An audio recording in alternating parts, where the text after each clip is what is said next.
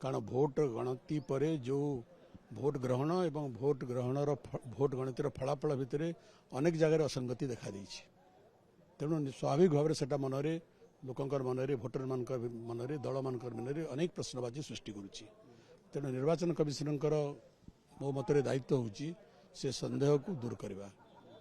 एवं जदि निर्वाचन कमिशन एक संवैधानिक संस्था, निर्वाचन कमिशन मत दायित्व होची जे जदि भोटर मनरे बा कोनोसी राजनैतिक दलर मनरे कोनोसी प्रकार संदेह सृष्टि होची ताको उपयुक्त भाव से संदेह को दूर करवा।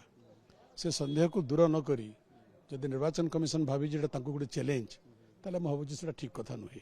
निर्वाचन कमिशन दायित्व होची जदि कोनोसी जगह कोनोसी दल कोनोसी भोटर जदि कोनोसी संदेह व्यक्त कले बाबद निर्वाचन कमिशन कर्तव्य होची से संदेह को सर्वसाधारण दूर करवा।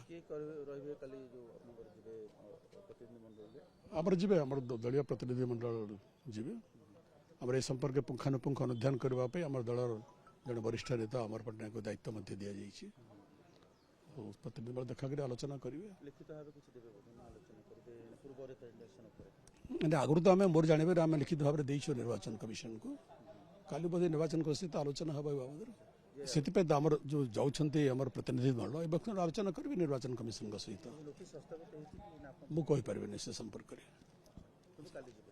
हाँ मोर जानवर मोर जिते इनफर्मेशन अच्छी आसंता काली आम प्रतिनिधि मंडल निर्वाचन कमिशन सहित साक्षात आलोचना करेंगे।